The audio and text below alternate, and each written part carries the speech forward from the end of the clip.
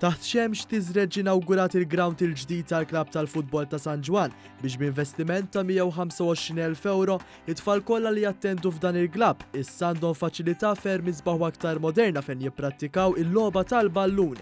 20 ta' tfal lebsin kids bil-kuluri isfar u blu deru eċitati il-kol bissima fuq fomhom għax millum għandhom ground b'terf żrar u lasti ġodda fejn ser ikunu jistgħu jilagħbu l-futbol faċilità aktar komda u sigura. Id-differenza bejn il-ground ta' qabel u l-ground issa? Id-differenza hija li fil-ground ta' qabel konna niżolqu ħafna fih anke t-tapin li kellna ma kinux tajbin. Il-ħaxix kwarta ħafna aħjar u għat-tapini tagħna aħjar kif nilagħbu ma niżlaqx ukoll. Id-differenza rajt bejn il-ground ta' qabel u dan tissa? Id-differenza hija li kellna ground ġdid u żied kondu biex nilagħbu fih. U ground ta' qabel ma kienx jaġobni għax kien mqatta u kollu ħmiġ.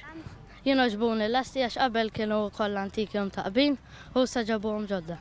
Preżenti għal din l-inawgurazzjoni kien hemm il-Prim Ministru Joseph Muscat li saħaq kif il-Gvern qed jaħdem jitfit mal-Assoċjazzjoni tal-Futbol Maltija biex dan l-isport f'Malta jieħu spinta l fuq.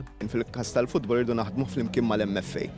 L-MFA li hija partner essenzjali rridu naraw li l-fondi li għandha dispożizzjoni l-MFA, fondi li ħajissupplementa l-Gvern jaslu biex nerġgħu jkollna infrastruttura ġdida fil-pajjiż dak li għandu x'jaqsam f'dal-każ mal-futbol, imma xi ħaġa iktar minn hekk. Naħseb li għandna bżonn proġett u l-MFA qed taħseb fuq proġett li nagħtu esperjenza lil żgħażagħ Maltin biex jilagħbu barra minn Malta b'mod konsistenti. Is-Segretarju Parlamentari għall-Isport Clifton Grima għalli dan il-ground mhux biss ser igawdu minnu l-plejers tat-tim ta' San Ġwan iżda wkoll il-komunità. Hawnhekk hawn xi ħaġa sabiħ ħafna. Il-komunità tagħmel użu anke minn dan il-pitch fis-sens li għandek l-iskola li hija bis-swit propju dan il-pitch li tagħmel użu regolari minn dan il-faċiliti sportivi.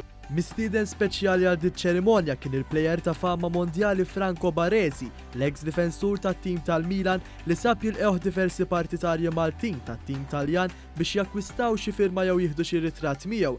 Fosthom anke il-Prim Ministru nnifsu li nata flok iffirmat mill-istilla Taljan. Baresi qal li l-Maltin eħ tajjeb ħafna u faħar lil Malta li għalkemm pajjiż żgħir xorta waħda qed jesperjenza proġetti biex it-tfal ikunu jistgħu jipprattikaw il-logħba tal-ballun. Ma è sempre molto carino, insomma, c'è sempre una bella accoglienza e poi mi fa felice presenziare oggi a questo progetto molto bello, molto importante verso i giovani. Credo che lo sport sia fondamentale per la loro formazione e crescita.